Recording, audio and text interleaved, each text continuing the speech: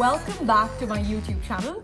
And today I want to bring for you guys an insight into Google's recruitment process and what it takes to crack one of the most valuable companies in the world. So I spoke with Morgan, who hires candidates across North America and Canada, and what she had to say was quite the contrary of what we thought. So no, you do not need to be an Olympic medalist or a dual degree candidate at Harvard to crack Google, even though that would really help. But okay, so what she told me was what you really need is a one-page resume with a job description that aligns with the description posted on the website. So when it says 5 years of experience, it means 5 years of experience. What, like it's hard? With your professional achievements translated into concrete numbers and percentages. So I'm talking about I increased productivity by 30% by streamlining this process or that process. Those are the kind of numbers that Google actually looks for.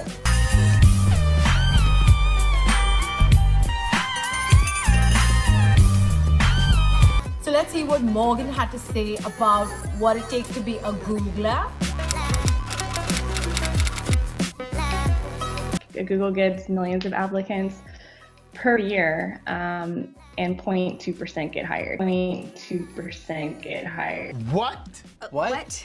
What? What?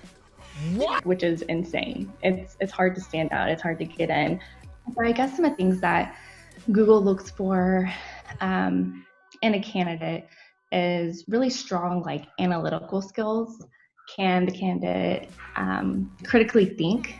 Are they creative? And I guess another thing that Google, like, when you're trying to stand out, especially like on a resume, how did you make a lasting impact on your last role? And that's kind of hard to show in a resume, but one good way of doing that is by showing metrics. And I believe any role, any job, you can show metrics, whether that's an admin role to, someone in tech or someone in finance. Google's super data driven. So if you can show some kind of metrics, that's really helpful. You could be like, I increased productivity by 10%, especially for like recent grads or anyone who doesn't have a lot of real world job experience, that you really want to showcase any projects you worked on at school, how those might be different or how they impacted whatever you were working on. Mm-hmm.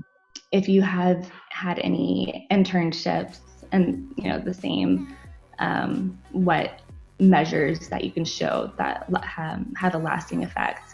And then even if you were in any organizations at your school or outside of school, volunteer organization, etc. And if you've held any kind of special role in those organizations, such as like a leadership role.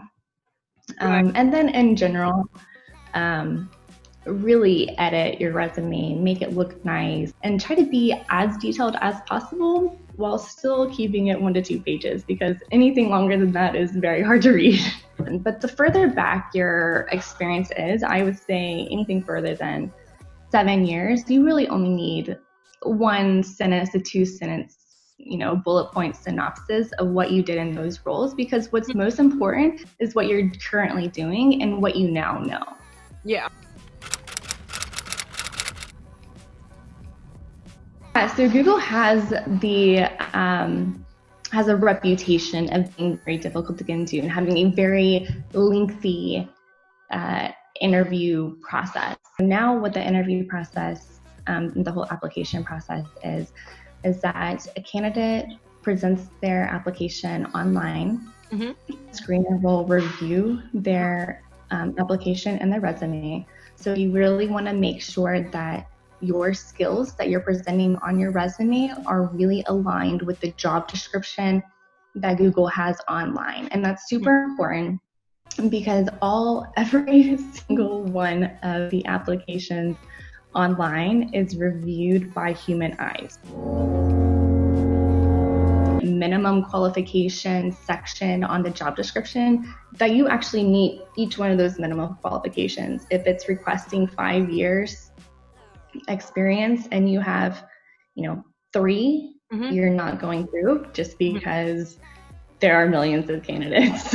Yeah. It is what it is. It is what it is. And you're going to be set up with a recruiter who does the initial phone screen. We try to keep it pretty condensed. It's only 30 to 45 minutes, asking you generic questions. You know, if you're more tech-based, if you're, you know, a software engineer or something, it's your call is definitely going to include coding and maybe some troubleshooting.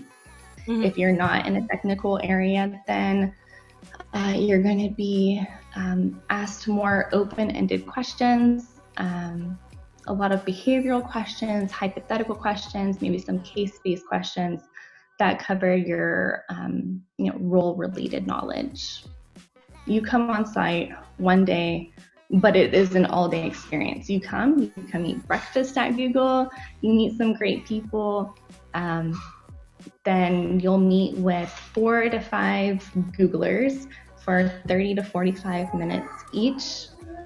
And they're going to be Googlers that would be on your potential team, and also cross-functional Googlers that have nothing to do with your role, but are asking you more behavioral questions, open-ended questions, really just to see how you think and just your thought process in general.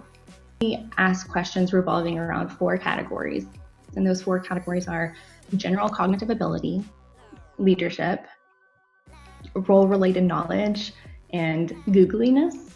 And so to go into in-depth a little bit more about those. In the past, Google was known for asking very silly questions just to see your thought process, like how many marbles can fit into a school bus? And yes, you can answer very creatively, but that is something they no longer do. It didn't add much value, and so you're not really going to get any of those questions anymore.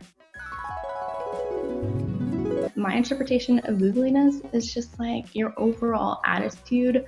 Are you generally like a positive person? You'll hear every now and then if, you know, something goes wrong or someone says something negative, they're like, oh, that's not very googly.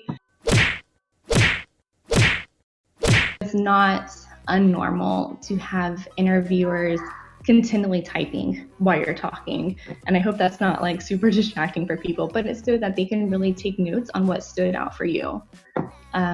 Yeah. Comment below on what you thought of Morgan's suggestions, and like I've said previously, do not hesitate to contact me on LinkedIn for any specific questions that you might have. I need to remind you to like, share, and subscribe so I can flaunt my awesome numbers to bring you more people like Morgan, and I will pretty much see you next time. How do you like my house? It's big, huh? It's a concierge, yeah? Huh?